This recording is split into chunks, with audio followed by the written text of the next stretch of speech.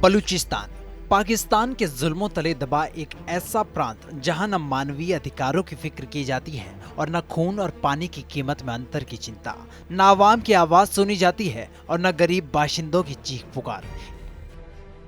इन सब को नजरअंदाज कर पाकिस्तानी हुकूमत कैसे इस दक्षिण एशियाई भूखंड में सालों से अत्याचार ढा रहा है। आखिर क्यों पाकिस्तान इस प्रांत के लिए इतना ललचाता है और क्या है इस मसले पर भारत का स्टैंड, चीन की क्या है भूमिका, आइए जानते हैं।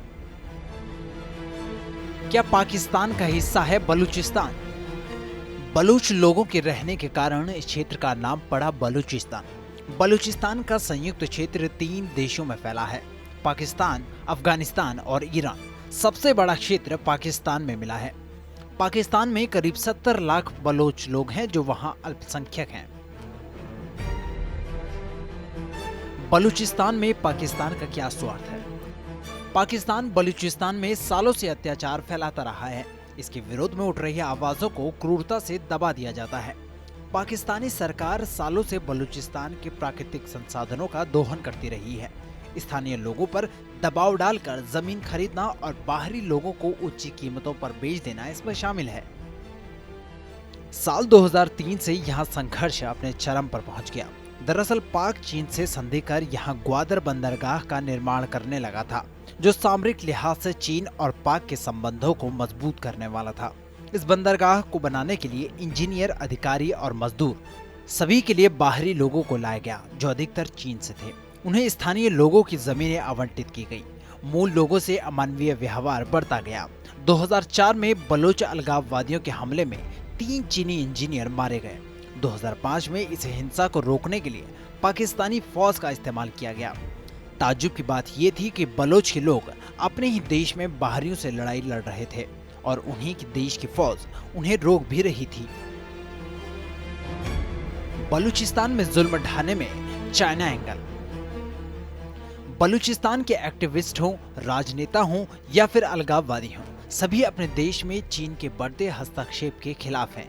उन्हें शंका है कि चीन धीरे धीरे इन आर्थिक योजनाओं के बूते बलूचिस्तान को अपना उपनिवेश बना लेगा और उन पर हो रहे जुल्म सितम और भी बढ़ जाएंगे। पाकिस्तान और चीन के बीच हुए समझौतों में बलूचिस्तान कोई मुद्दा नहीं बनता। यही वजह है कि बलूचिस्तान चीन और पाकिस्तान के खिलाफ आवाज उठाने की पुरजोर कोशिश करता है। आज भी हजारों बलूच लोग या तो पाकिस्तानी सेना के हाथों मारे गए या फिर लापता हैं।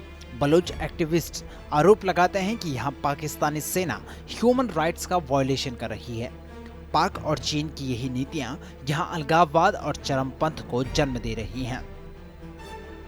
भारत क्यों बलूचिस्तान की मदद नहीं करता?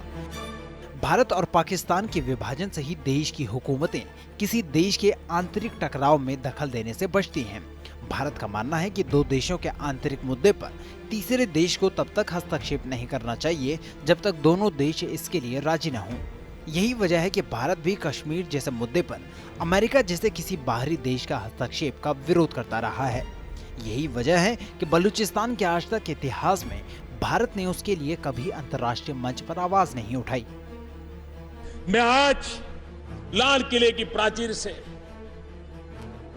कुछ लोगों का विशेष अभिनंदन और आभार व्यक्त करना चाहता हूं।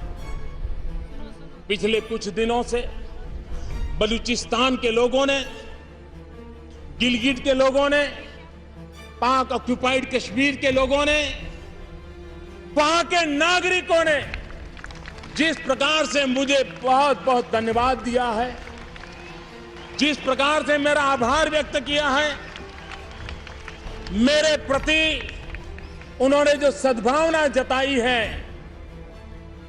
दूर दूर बैठे हुए लोग, जिस धरती को मैंने देखा नहीं है, जिन लोगों को विषय में मेरी कभी मुलाकात नहीं हुई, लेकिन ऐसे दूर सुदूर बैठे हुए लोग हिंदुस्तान के एक प्रधानमंत्री को अभिनंदन करते हैं, उसका आदर करते हैं, तो मेरे 125 करोड़ देशवासियों का।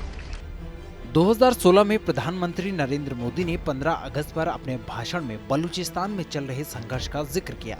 हालांकि ये संबोधन कई लोगों को नागवार गुजरा और पीएम मोदी के इस वक्तव्य की बड़ी वजह रही करीमा बलोच आज जीवित नहीं रही। करीमा बलूच संदिग्ध हालत में मृत पाई गई और कई रिपोर्ट्स इसके पीछे पाकिस्तानी सीक्रेट एजेंसियों को जिम्मेदार ठहराती हैं। इस पूरी खबर पर क्या है आपकी राय, कमेंट सेक्शन में हमें जरूर बताएं और देश दुनिया की अन्य बड़ी खबरों के लिए सब्सक्राइब करें TV9 भारतवर्ष।